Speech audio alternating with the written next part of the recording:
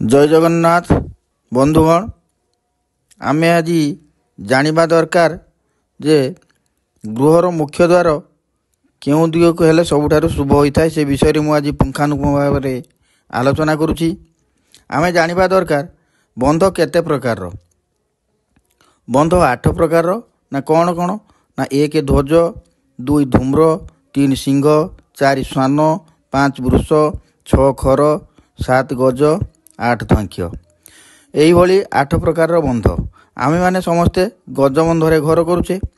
गजबंधर द्वार दक्षिण को शास्त्र मते देइछंती किंतु आम्भे समस्ते 100 भाग रु 20 भाग लोक दक्षिण को द्वार करुछंती आउ 80 भाग लोक उत्तर को द्वार करुछंती। गजबंधरे द्वार दक्षिण को हवा कथा किछि वर्ष पूर्वरु मो मतरे प्रायतः दक्षिण दिग को द्वार करा जाउथिला। वर्तमान पूर्व समय बहुत बदली गलानी। सिंह बंधरे द्वार उत्तर को शास्त्र उल्लेख अछि। शास्त्रीय गृह निर्माण शास्त्र रे ध्वज बंधरे 4 दिग को द्वार होई पारिबो। सिंह बंधरे पश्चिम दिग को छाड़ी अन्य 3 दिग को होई पारिबो। वृष बंधरे केवल पश्चिम द्वार, गज बंधरे पूर्व और दक्षिण द्वार शुभ होइथाय। थरे चिंता करी देखिबा जे आमे माने वास्तुविद मानकर थरे पचारिछ कि गजबंध प्रकृतर द्वार केउं दिग को हवा कथा किंतु ताहा नुहे। आमे सबु वास्तुर दक्षिण पश्चिम गृह आरंभ करुचे। आमर जानिबा दरकार जेउ क्षेत्र रे घर आरंभ करू हेउची सेही स्थानटी काहार, सेही स्थानटी वृष श्वान सिंह को नहीं गृह करा जाउची। एठारे गजर स्थान नाही किंतु आम्भे माने गजबंध पकाई गृह करुछु। जदि सेठारे गजबंध नाही आमे काडू ना द्वार उत्तर को करुचे किंबा पूर्व को करुचे किंतु गजबंधर नियम होउची दक्षिण को द्वार मुह हवा कथा। शास्त्रीय गृह निर्माण रे विशेष भाव रे पूर्व द्वार ईशान्य को अग्निकोण को जाए मापी दैर्घ्य को 8 भाग कर। ईशान्य रु गण एकम भाग अग्निभय, द्वितीय भाग कन्या और धन लाभ, 3 भाग विपुल धन लाभ और सुख, 4th भाग संतान लाभ, राजप्रियता 5म भाग क्रोध वृद्धि, 6ठ भाग रत्न लाभ, 7म भाग रे क्रूरता और दारिद्र, 8म भाग रे चोर भय रोग वज्र भय देखा जाए। एणु पूर्व रे द्वितीय तृतीय 4th 6ठ भाग रे द्वार करिबा निरापद। दक्षिण को जदि द्वार करिबा आमे अग्निकोण रु नैऋत्य कोण जाए मापी से दिग को 8 भाग करी अग्निकोण को गणा जाए। प्रथम भाग अपुत्रिक दोष, द्वितीय भाग रे परपीड़ा दासत्व, 3 भाग रे नीच और पराभव, 4th भाग रे सम्मान वृद्धि, 5म भाग रे सुख सम्मान वृद्धि, 6ठ भाग रे कृतघ्नता और संतान हानि, 7म भाग रे निर्धन, 8म भाग रे रोग। एणु 4th और 5म भाग रे द्वार करिबा उचित।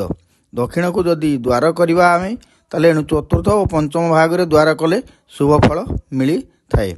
पश्चिम को द्वार करिबा, पश्चिम को जदि द्वार करिबा नैऋत्य कोण रु वायु कोण जाए मापी 8 भाग करिबा। नैऋत्य कोण रु गण एकम भाग संतान नष्ट, द्वितीय भाग शत्रु वृद्धि, तृतीय भाग पुत्र और गधन लाभ, 4th भाग बल ऐश्वर्य वृद्धि, 5म भाग धन सम्मान लाभ, 6ठ भाग राजभय, 7म भाग व्याधि, 8म भाग आकस्मिक व्याधि। एणु पश्चिमामुखी घरर 3, 4th, 5म भाग रे द्वार कले बहुत शुभ फल मिली थाए। उत्तर द्वार वायुकोण रु ईशान्य जाए मापी दिगर लंब को 8 भाग करिबा। वायुकोण रु गणिबा प्रथम भाग बध और बंधन जोग, द्वितीय भाग शत्रु वृद्धि, 3 भाग उत्तमा पत्नी लाभ पुत्र धन प्राप्ति, 4th भाग संपद सुख लाभ, 5म भाग पुत्र कन्या वृद्धि धन लाभ, 6ठ भाग पुत्र बैरी विभिन्न शत्रु वृद्धि, 7म भाग दाम्पत्य कलह, 8म भागर पुत्र कष्ट निर्धनता। एणु उत्तरमुखी घरर 3य 4th बा 5म भाग रे द्वार कले निरापद होता है और शुभ फल मिलता है।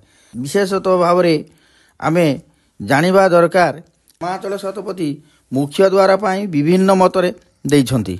ସେ ପ୍ରସ୍ତକୁ 8 ଭାଗ ଓ ଲମ୍ବକୁ 9 ଭାଗ କରି କହିଅଛନ୍ତି ଯେ ସେହି ଭାଗ ଅନୁସାରେ ଘର ଯଦି ପୂର୍ବ ପଶ୍ଚିମର ଲମ୍ବ ହୁଏ ତେବେ ପଶ୍ଚିମ ଓ ପୂର୍ବ ଓସାର ପାଖ 8 ଭାଗ ହେବ ଓ ଦକ୍ଷିଣ ଉତ୍ତର ଲମ୍ବ ପାଖ 9 ଭାଗ ହେବ।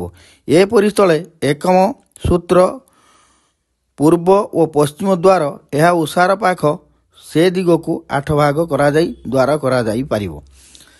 ଗୋଟିଏ କଥା ଆମେ ମନେ ରଖିବା ତ ସବୁ ଚତୁର୍ଦିଗକୁ ଦ୍ୱାରର କଥା ମୁଁ କହିଗଲି, କିନ୍ତୁ ଆମେ ଜାଣିବା ଦରକାର ଯେ କେଉଁ ଦିଗକୁ ଦ୍ୱାର କଲେ ସବୁଠାରୁ ଶୁଭ ଫଳ ମିଳିଥାଏ। ବାଉରୀ ମହାରଣାଙ୍କର ଶାସ୍ତ୍ର ଅନୁସାରେ କେଉଁ ରାଶି କେଉଁ ଦିଗକୁ ଘର କଲେ ଦ୍ୱାର କଲେ ଶୁଭ ଫଳ ମିଳିଥାଏ ସେଠି କହିଛନ୍ତି ଏବଂ ଶାସ୍ତ୍ରୀୟ ଗୃହ ନିର୍ମାଣ ମଧ୍ୟ ସେହି କଥା କହିଛି। ହିମାଚଳ ଶତପଥୀ ମଧ୍ୟ ବାସ୍ତୁକୁ 8 ଭାଗ ଆଉ ଗୋଟେ ପଟକୁ 9 ଭାଗ କରି ସେଥିରେ ଦ୍ୱାର ସ୍ଥିର କରିବା ପାଇଁ କହିଛନ୍ତି। ତ ଆମେ ପ୍ରଥମେ କେଉଁ ଦିଗକୁ ନେଲେ ସୁବିଧା ଓ ଲାଭ ପାଇପାରିବା ଏବଂ ଶୁଭ ଫଳ ମିଳିପାରିବ ଏ ବିଷୟରେ ମୁଁ କହୁଛି ଯେ ପୂର୍ବ ଦ୍ୱାର କଲେ ପୂର୍ବ ଦ୍ୱାର ବିଶେଷତଃ ମୁଖ୍ୟ ଦ୍ୱାର ଯଦି ପୂର୍ବକୁ ହୋଇଥାଏ ତାହେଲେ ସେହି ପୂର୍ବ ଭାଗର ନୀତି ନିୟମ କରିବା ଆବଶ୍ୟକ ଏବଂ ପୂର୍ବ ଦ୍ୱାରର ଲକ୍ଷ୍ମୀ ଲାଭ ଏବଂ ସେହି ଦିଗକୁ ଦେବତାଙ୍କର ଦ୍ୱାରମୁହଁ ଓ ଦେବତାମାନଙ୍କର ଆଶ୍ରୟସ୍ଥଳୀ ମଧ୍ୟ କୁହାଯାଇଥାଏ। ସେ ଦିଗଟା ସବୁଠାରୁ ଭଲ ଦ୍ୱାରମୁହଁ କଲେ। ଏବଂ ଦକ୍ଷିଣ ଦ୍ୱାରମୁହଁ ପ୍ରଥମତଃ ଆମେ ଜାଣିବା ଦରକାର ଗଜ କ୍ଷେତ୍ରରେ ଯଦି ଆମେ ଘର କରିବା ତାହେଲେ ଦକ୍ଷିଣକୁ ଦ୍ୱାରମୁହଁ କଲେ କୌଣସି ଅସୁବିଧା ହେବ ନାହିଁ। ଆମେ ସମସ୍ତେ ତ ଏବେ ନୈಋତ କୋଣରୁ ଯମକ୍ଷେତ୍ରରୁ ଘର ତିଆରି କରୁଛେ, ଯମକ୍ଷେତ୍ରରୁ ଘର ତିଆରି କରିକି ଆମେ ଉତ୍ତରକୁ ଦ୍ୱାରମୁହଁ କରୁଛେ, କିନ୍ତୁ ସେ ଦିଗରେ ଦ୍ୱାରମୁହଁଟା ହେବା ବିଶେଷତଃ ଭାବରେ ଜାଣିବା ଦରକାର ହେଉଛି ତ ଉତ୍ତର ଦିଗକୁ ଦ୍ୱାରମୁହଁ କରାଗଲେ ଶୁଭ ଫଳଦାୟକ ହୋଇପାରିବ। କିନ୍ତୁ ଆମେ ସେ କ୍ଷେତ୍ରରେ ଗଜବନ୍ଧ ସେଇଠି କରୁଛେ, କିନ୍ତୁ ସେ କ୍ଷେତ୍ର ଗଜର ନୁହେଁ, ସେ କ୍ଷେତ୍ର ହେଉଛି ଅନ୍ୟ କ୍ଷେତ୍ରର। ତାହେଲେ ଏଠି ଆମେ ସମସ୍ତେ ଜାଣିଛୁ ଗଜବନ୍ଧ, କିନ୍ତୁ ସେ କ୍ଷେତ୍ର ହେଉଛି ଗଜର କ୍ଷେତ୍ର ନୁହେଁ, ସେ କ୍ଷେତ୍ର ହେଉଛି ବୃଷ ସିଂହ ଶ୍ୱାନର କ୍ଷେତ୍ର। କିନ୍ତୁ ପ୍ରଥମତଃ ଆମେ ଚତୁର୍ଦିଗକୁ ଦ୍ୱାରମୁହଁ କଲେ ତ ଆମେ ଜାଣିବା ଦରକାର ଉତ୍ତରାଭିମୁଖୀ ଦ୍ୱାର ଏବଂ ପୂର୍ବାଭିମୁଖୀ ଦ୍ୱାର ସବୁଠାରୁ ଶୁଭ ଫଳ ମିଳିଥାଏ। ଦକ୍ଷିଣ ଏବଂ ପଶ୍ଚିମାଭିମୁଖୀ ଦ୍ୱାରମୁହଁ ସେଠାରେ ତାର ଭାଗ ଅନୁସାରେ କଲେ ଆମକୁ ବହୁତ ଶୁଭ ଫଳ ମିଳିଥାଏ। ମୁଁ କହିଗଲି ପଶ୍ଚିମ ଦ୍ୱାରର କେଉଁ ଭାଗରେ ଘର କଲେ ସୁବିଧା ସୁଯୋଗ ଏବଂ ଶୁଭ ମିଳିବ। ତ ପଶ୍ଚିମମୁଖୀ ଘରର 3, 4, 5 ଭାଗରେ ଦ୍ୱାର କଲେ ଆମକୁ ଶୁଭ ଫଳ ମିଳିଥାଏ। ସେହିଭଳି ଦକ୍ଷିଣ ଦିଗକୁ ଦ୍ୱାରମୁହଁ କଲେ ଆମେ 4ର୍ଥ ଓ 5ମ ଭାଗରେ ଦ୍ୱାର କରିବା ଉଚିତ ଏବଂ ସେଇଠି ଆମକୁ ଶୁଭ ଫଳ ମିଳିବ ଭାଗ ଅନୁସାରେ। ତେଣୁ ଭାଗ ଅନୁସାରେ କଲେ ସବୁ ଦିଗରେ ସବୁ ଶୁଭ ଫଳ ମିଳିଥାଏ। ସେମିତି ଶାସ୍ତ୍ରୀୟ ବାସ୍ତୁଦର୍ପଣ ଗରୁଡ଼ ପୁରାଣ ମତରେ ଚତୁର୍ଦିଗକୁ ଦ୍ୱାରମୁହଁ ହୋଇପାରିବ ଏବଂ ଭାଗ ଅନୁସାରେ କଲେ ଆମେ ସବୁଠାରୁ ଶୁଭ ଫଳ ନିଶ୍ଚିତ ଭାବରେ ପାଇପାରିବା। ତ ଆମେ ଜାଣିବା ଦରକାର ଯେ ঈଶାଣେ ସୂତ୍ରପାତ କରିବା, ନାରୀ ଆଗ୍ନେୟ ଦିଗେ ସ୍ତମ୍ଭରୋପଣ କରିବା, ଉତ୍ତରକୁ 9 ଭାଗ କରି ଧରିବ, ଦିଗକୁ 9 ଭାଗ କରି ମାପିବ, ବାମାବର୍ତ୍ତରେ ପ୍ରଦକ୍ଷିଣ କରିବ, ଗୃହ ଦ୍ୱାରକୁ 9 ଭାଗେ ଭାବିବ, ଯେଉଁ ଦିଗେ ଦ୍ୱାରକୁ କରିବ ଜାଣ, 9 ଭାଗ କର ସେ ଦିଗ 2 କୋଣ, ପୂର୍ବରେ ଦ୍ୱାର କଲେ 9 ଭାଗରୁ 2 ଭାଗକୁ ଛାଡ଼ି ଈଶାନ୍ୟ ଆଡ଼ରୁ 3/4 ଭାଗରେ କରିବ ଦ୍ୱାର, ଶୁଣ ତୁ ହେତୁ କରି ନାଗରିବର, ଦକ୍ଷିଣ ଦ୍ୱାରରେ କଲେ ବାମାଗ୍ନି କୋଣ, ଆଡ଼କୁ 3 ଭାଗ ଛାଡ଼ିବ ପୁଣ, 4 ଭାଗେ ଦୁଆର କଲେ ଉତ୍ତମ, ପଶ୍ଚିମ ଦ୍ୱାରେ କଲେ ଘେନି ସେ ବାମ, ନୈಋତ କୋଣରୁ 3 ଭାଗେ ଛାଡ଼ିବ, 4-5 ଭାଗରେ ଦ୍ୱାର କରିବ, ଉତ୍ତର ଦ୍ୱାରରେ କଲେ ବାୟୁ କୋଣ, ଆଡ଼ରୁ 3 ଭାଗ ଛାଡ଼ିବ ପ୍ରମାଣ, 3-4-5 ଭାଗେ ଦୁଆର କରିବ କହିଦେଲି ଆରେ ଅସାର। ଅର୍ଥାତ୍ ଦିଗକୁ 9 ଭାଗ କରିବାକୁ ଶ୍ରୀନିବାସ ଦୀପିକା ପରାମର୍ଶ ଦେଇଛନ୍ତି।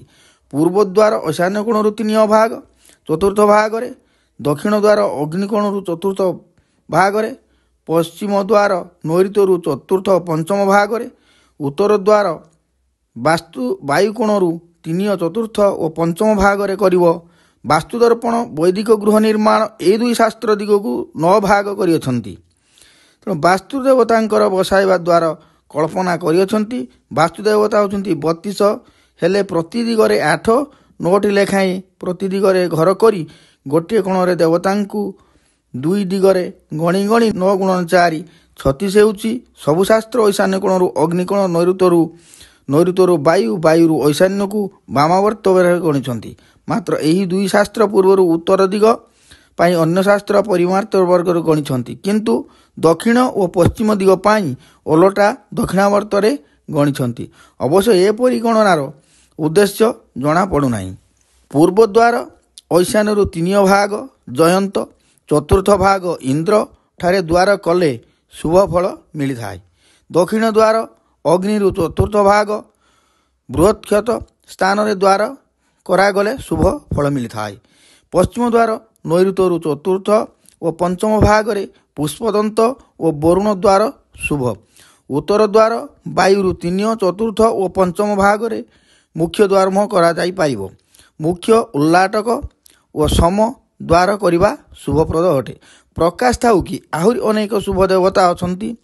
ପୂର୍ବରେ ପର୍ଜବ୍ୟ, ସୂର୍ଯ୍ୟ, ସତ୍ୟ, ଦକ୍ଷିଣରେ ପୁଷ୍ପା, ଗନ୍ଧର୍ବ, ଭୃଙ୍ଗରାଜ, ପଶ୍ଚିମରେ ଦୈବାରିକ, ସୁଗ୍ରୀବ ଏବଂ ଉତ୍ତରରେ ଅଦିତି, ଦିତି ବା ଶ୍ରୀ ଅଛନ୍ତି। ପୁଣି ଗରୁଡ଼ ପୁରାଣ ଅନୁସାରେ ବା ମାନସସାର ଅନୁସାରେ ଯଦି ଦେବତା ବସାଣ କରାଯିବ, ତେବେ ଏହି ସବୁକୁ ଦେବତାଙ୍କ ସ୍ଥାନରେ ଅନ୍ୟ ଶୁଭ ବା ଅଶୁଭ ଦେବତା ଆସିଯିବେ। କିନ୍ତୁ ଡକ୍ଟର ବାନାର୍ଜୀ ଏ ପୁସ୍ତକରେ ରଚୟିତା ହୋଇଥିବାରୁ ତାଙ୍କ ନିଜ ମତ ଏଠାରେ ପରିବେଷଣ କରିଛନ୍ତି।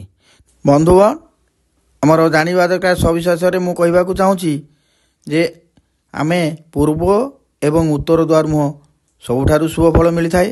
ଦକ୍ଷିଣ ଓ ପଶ୍ଚିମ ମଧ୍ୟମ ଫଳ ଦାତାକାରୀ ହୋଇଥାନ୍ତି। ଏଣୁ ଆମେ ପୂର୍ବ ଓ ଉତ୍ତରକୁ କରିବା ଶୁଭପ୍ରଦ ହେବ। ମୁଁ ଏତିକି କହି ବିଦାୟ ନେଉଛି। ଜୟ ଜଗନ୍ନାଥ।